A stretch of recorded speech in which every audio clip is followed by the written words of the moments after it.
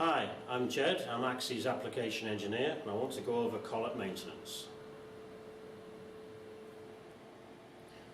Collet maintenance is fairly straightforward. If you've had a broken cutter in the past, make sure it hasn't damaged any of the teeth so you get a nice even pressure on the tool when it's in the spindle. Make sure the fins are all clear, there's no swarf build-up, and also check the nut. Make sure there isn't any obstructions inside there, build up of swarf, dust, so it'll sit nice and comfortably on the tool column.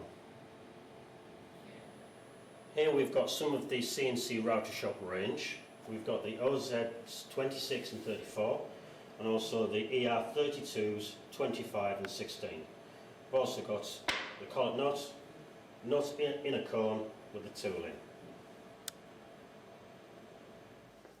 Here we've got the tool cone or holder, nut, collet and router bit. Now to assemble these parts, take the nut and snap it over the collet and then screw the two parts, the cone and the nut together. Before it starts to get tight, take your router bit and slide it inside. Okay, tighten it up a little bit, finger tight, and then drop it into the tool vise.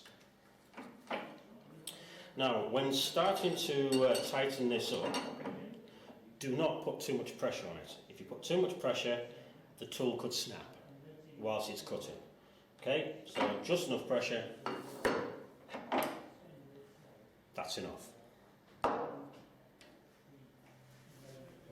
To assemble the parts on a 5 horsepower Elte spindle, take the nut onto the collet and place the tool into the collet.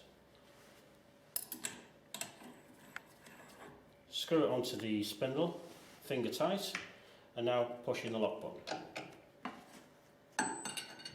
Same principle as the HSD spindle. If you over tighten these, it will damage the tool. So just enough